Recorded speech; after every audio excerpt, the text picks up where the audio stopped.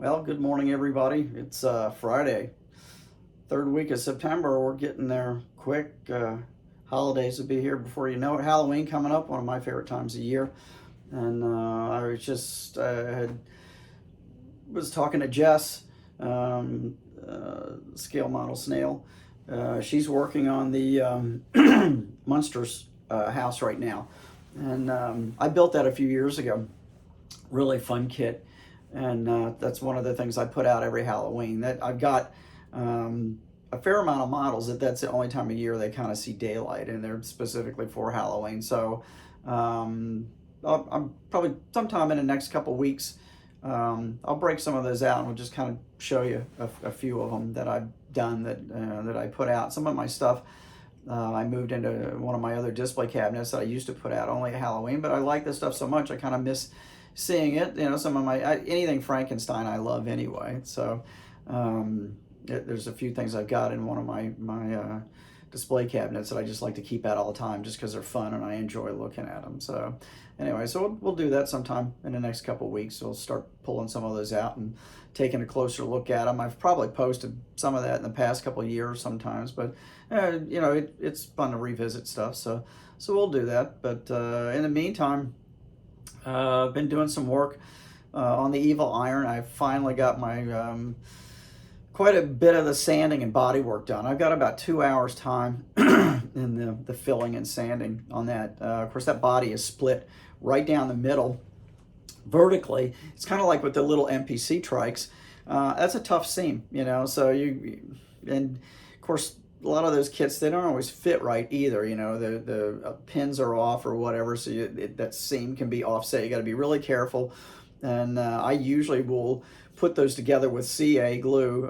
I use Zap-A-Gap, the thick stuff, and you know, of course, from the inside, and then use some kicker in there. But you got to, before you put that kicker on to make that cure quick, you really got to make sure that those seams are lined up as good as possible. So that's usually what I do, and that's what I did with the Evil Iron. And then once I've got that filled in, there is a back panel that goes in the Evil Iron Trike, which I'll show you in a minute, that had just a huge gap in it. So I had to kind of put a big amount of the gap filling CA in there, and then I go over that, of course, with some of the plastic filler, and I'll show you that too in just a minute. Let's do, before I go on, I'm going to do a couple shop card shout outs, but I want to thank you guys. I'm sorry, number one, sorry about the really bad quality of my last video. I had shot that first bit out in the garage, left the camera, you know, vertical, and everything else subsequent to that, the follow-up, I remember to flip the camera over, you know, landscape, and but when I spliced it all together, my computer software did it all in portrait mode, so it really just made for a bad video. So sorry about that. Hopefully this will be a little bit better. But in one of my last videos, I asked you guys about sending out shop cards, or if you have stickers or whatever, send them out to Manny. And several of you responded. I appreciated that. I'm sure Manny will appreciate that, Manny Crisco. So thank you. Thanks for doing that. Very kind of all of you. But let's do a couple of shop card shout outs here real quick and look at a couple of channels. This first one, let's do RKD Scale Works, and this is Kyle.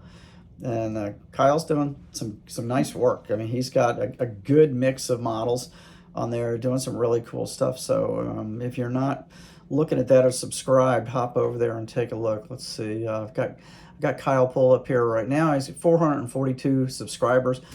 Like to see you guys kick that up, get him a bunch more views, and get him a lot more people subscribed. So let me go ahead and let's turn around here to there's his page, and he's got a lot of good videos. He's got a lot of cool mix of stuff on here between regular cars and hot rods. And see, he's got airplanes and submarines and just a little bit of everything. He kind of builds like I do, just kind of cover all the bases. So yeah, if you go over there and take a look, see what you think, and give him a thumbs up, and subscribe.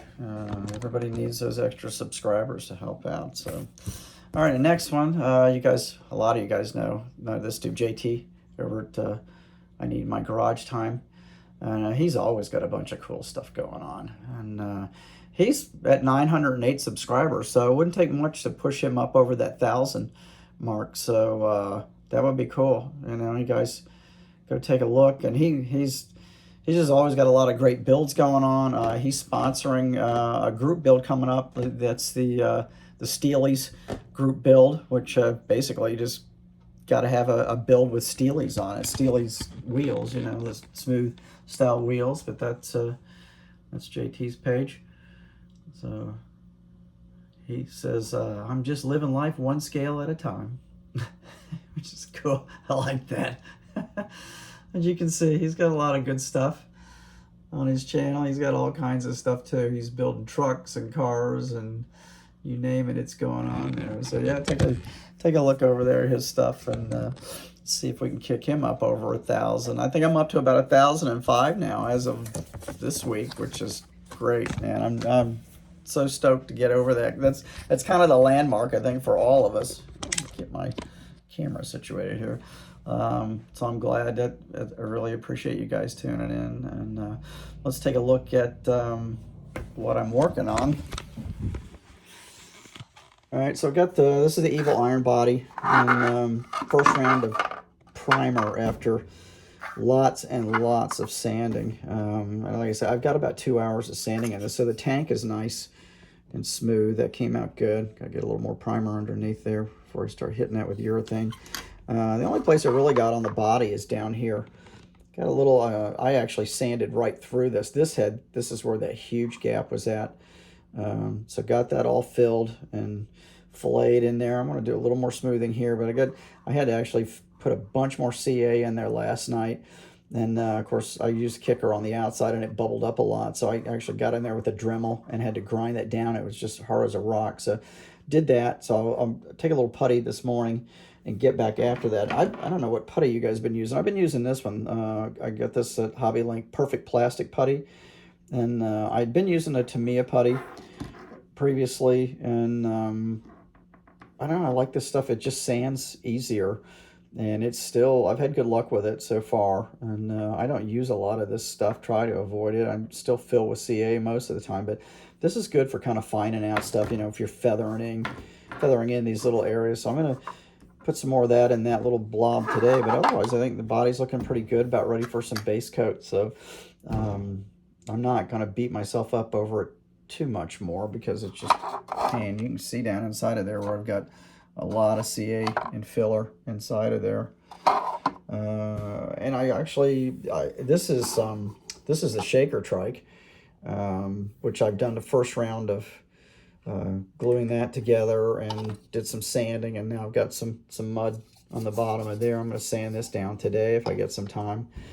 But this is really a low parts count kit, and I broke this kit out to show one of you guys. There was a question about the scale, and it is 1/12 scale, but it was mismarked on the reissue in 2006. One of the reissue programs, it was marked as 1/25, but it actually is 1/12. But there's not a lot of parts to it, and I had it down here, and I thought, what the hell, I'm just going to go ahead and start putting this one together too. So that's I went on and started gluing it up. I've got all the parts cleaned up. This was pretty good. There wasn't a ton of flash plastic on this except for the frame. The frame took forever to scrape and clean, and again, you know, this backbone is visible because the body sits back here, so that whole backbone area is visible. So I went on and filled that, and I'll get that all smoothed out, and up here in the neck too. So get that smoothed out, and you can actually, I'm not going to get too crazy on the bottom of it, but I did want to fill that a little bit more than I already had. So, whoops. So yeah, so I kind of got that going. The body's prepped, so I'll probably throw some primer on all of that this weekend if I get this sanded out, and get that rolling. I'm hoping to dive into some painting. I'm hoping this weekend, what I'd like to do, I've got the hydroplane completely taped off. I taped over the candy lime that I've already shot on it. Everything else is taped off. The motor, I've got get a little more base coat on the cylinder heads on the motor. I thought I'd already done those, but I hadn't. I'd shot the chrome on the top of the valve covers, but I hadn't put base coat on the cylinder head. So I'm going to go ahead and assemble that, tape that off, hopefully get that shot, and get the back of the boat shot in candy red so I can kind of move forward with that. I just need to paint the surfboard on the Go Mad Nomad, and that'll be done. That's one that I was doing for the under 1,000 group build. So I want to get that finished and done and posted and on the shelf. So just little piddly things. You know, we're coming up to that time of year, usually during the holidays. This last quarter of the year, I don't build as much. A lot of what I am doing usually is prepping stuff, usually getting stuff in primer or base coat or in paint before the weather gets chilly. The urethane doesn't like cold weather, and even though I've got a little heater out in my garage area where I can paint, it just doesn't like it. So usually I'm prepping stuff, and I do spray a lot more water-based stuff during the colder months because it's just easier to work with. You know that urethane likes that at least in the mid 70s. So, and even though it doesn't get freezing cold, we do get some cold weather here. You know, after the first of the year, we get some chilly stuff. So. I usually just try to get some stuff painted up that I can do the assembly work that first quarter of the year until it starts warming up again. But I think that's pretty much everything I got going on right now. My just about transitioned over into my new work area at home. Tried to this weekend. I've got so much going on. You know, Saturday mornings I usually go help my mom out. I'm going to lay sod on her yard again, hopefully this Saturday morning. Just got to take Lucy to have her nails trimmed, you know, stuff like that. And doesn't leave me a lot of time, but I still have to, I got to take my pegboard down off my old work area, and I've got to cut that. I don't have as much space in the new work area on that back wall, but I got about 8 inches that I can run. So I'm going to, you know, cut some strips of the pegboard so I can get some of my tools back up there. I've got everything down on the back of the bench right now, my brushes and everything, but I've got a lot of tools and clamps and stuff that I hang.